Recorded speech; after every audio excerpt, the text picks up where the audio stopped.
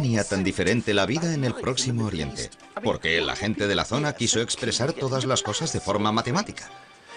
Tal vez fuera porque había muchísima gente viviendo en el mismo lugar. A diferencia de los Walpiri, los sumerios vivían en ciudades, y las ciudades exigen organización. Había que almacenar y distribuir el grano, y averiguar cuánto le tocaba a cada uno requería de la aritmética.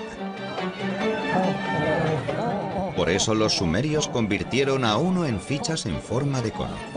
Las fichas hicieron posible la aritmética que hacía falta para conocer la riqueza, calcular beneficios y pérdidas, tal vez lo más importante, recaudar impuestos. Sí, se puede atribuir el invento de las matemáticas a la vida urbana.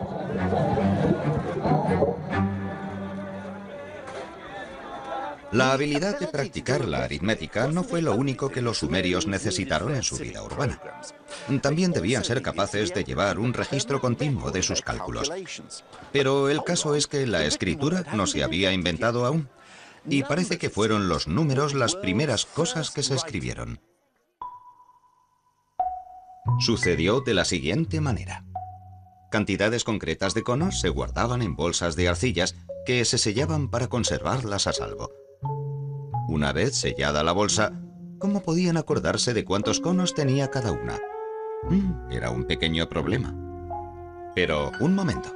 Cogieron otro cono e hicieron en la parte exterior de la bolsa tantas impresiones como conos había en su interior. Después, alguna mente brillante se dio cuenta de que no necesitaban las bolsas para nada. Y ni siquiera hacían falta los conos. Podías hacer marcas directamente sobre una tablilla de arcilla y ya está. Tenías un registro de la cantidad. Había nacido la noción de la escritura. Los matemáticos sumerios eran ahora capaces de mantener registros permanentes de sus cálculos, y estos podían llegar a ser más complejos que nunca. Solo unos pocos elegidos, a los que se entrenaba desde la infancia, eran iniciados en los misterios de los números. Llegaron a ser una élite poderosa y muy bien pagada, a la que aún hoy rendimos homenaje. Eso es, el gran legado de los sumerios al mundo fue el contable.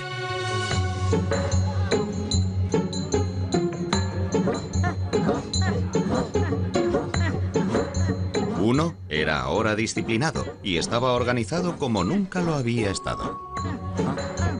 Se convirtió en una poderosa herramienta.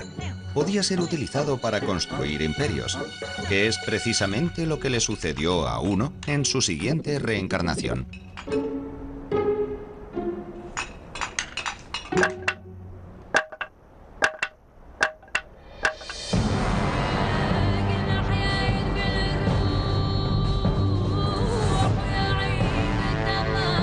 En manos de los sumerios, Uno había llegado a ser parte de un complejo sistema de cómputo.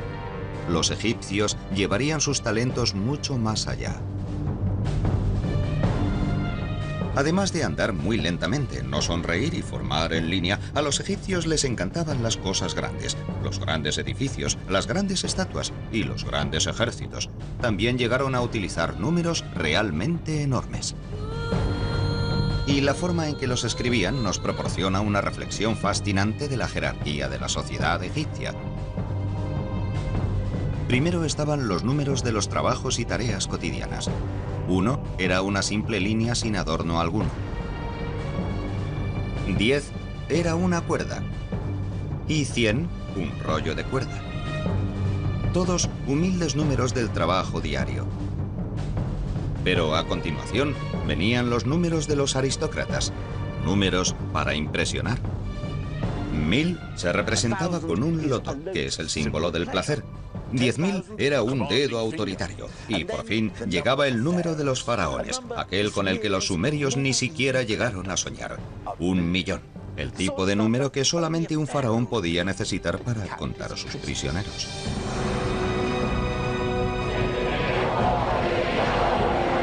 Fue el primer millón de la historia, y el símbolo que lo representaba era un prisionero implorando perdón, o puede que un contable rogando que no le hicieran contar más prisioneros. En cualquier caso, Uno nunca había tenido tanto trabajo. Pero los egipcios querían que uno hiciera también otro trabajo, tal vez el más importante de todos. Necesitaban que les ayudara en la obra. Los antiguos egipcios eran constructores empedernidos que tenían buen ojo para la belleza. Pero no se pueden crear cosas bellas sin medirlas con exactitud. Y no se puede medir con precisión si no sabes cuál es tu unidad. Es decir, qué es lo que entiendes por uno.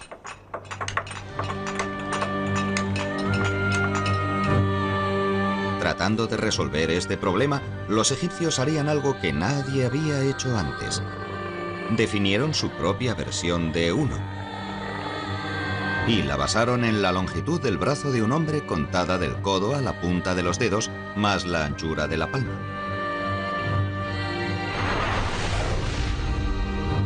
Uno era ahora conocido como el codo, la medida de todas las cosas, el soberano indiscutible.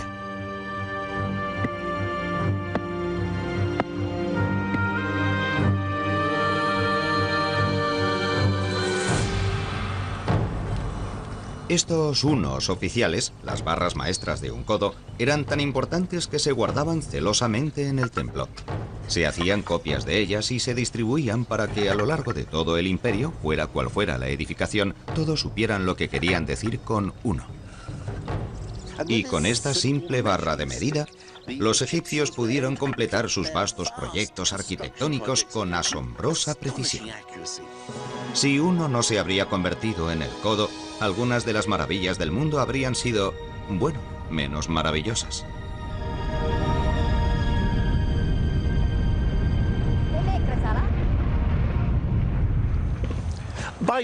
Haciendo que uno pasara de contar cosas a medirlas, los antiguos egipcios no solo inauguraron todo un nuevo mundo de trajes a medida y moquetas ajustadas, sino que también hicieron de uno la medida de todas las cosas.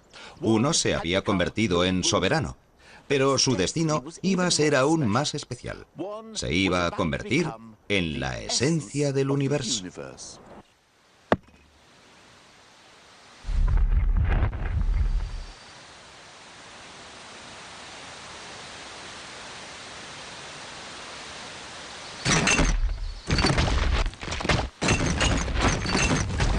Todo empezó hace alrededor de 2500 años en la antigua Grecia, o lo que entonces era la Grecia moderna, a causa precisamente de un tipo que se llamaba Pitágoras. ¿Pitágoras? ¿No tenía una teoría o algo así?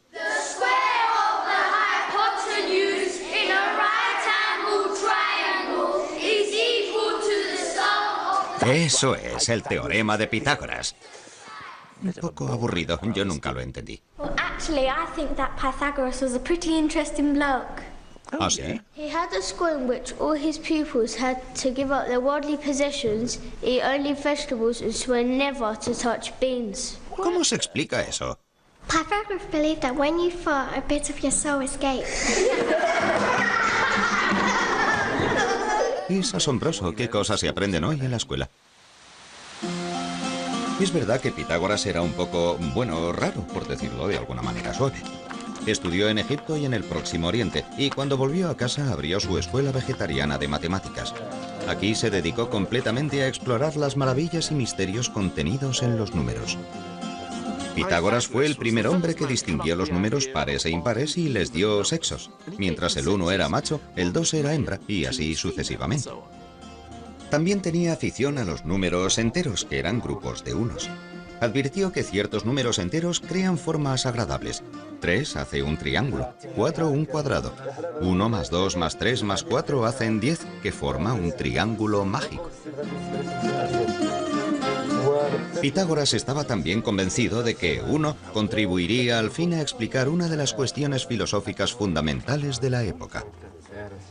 Los filósofos griegos buscaban incansablemente la primera materia del universo, aquella de la que todo estaba hecho. Un filósofo decía que todo estaba hecho de fuego, otro que de aire, el tercero que de agua. Pitágoras decía que todo estaba hecho de números, incluida la música.